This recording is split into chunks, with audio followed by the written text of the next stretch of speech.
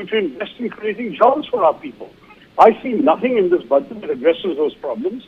The finance minister didn't even use the word unemployment, didn't use the word investment in any serious practical sense of the term.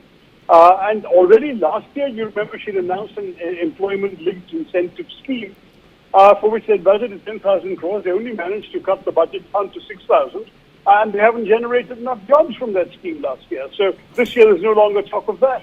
Where is employment going to come from?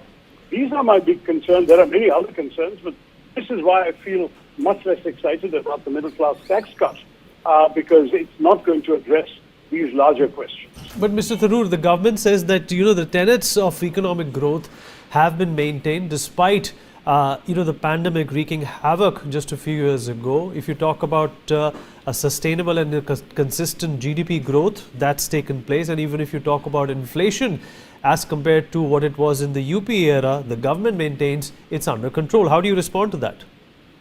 Well, it's actually not accurate. The growth rate has gone down. We've seen that even by last year's projections, this year's projection is lower, and global projections by bodies like the IMF are even lower still. Secondly, as far as the question of inflation is concerned, baseline inflation is 5% from September onwards. Where has inflation gone down? So even though you're putting more money in the pockets of the middle class, that money that they have in their pocket is going to go much less far than it went 1 year ago, let alone 5 years ago.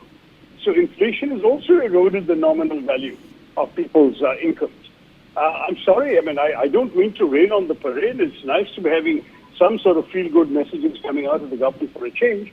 But in this particular instance, we've got to look at realistic assessments.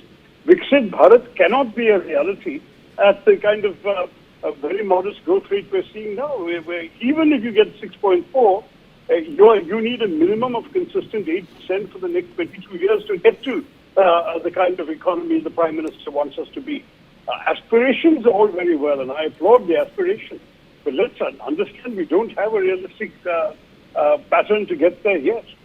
All right, Mr. Tharoor, appreciate you taking out the time and speaking with us. Thank you so much, sir.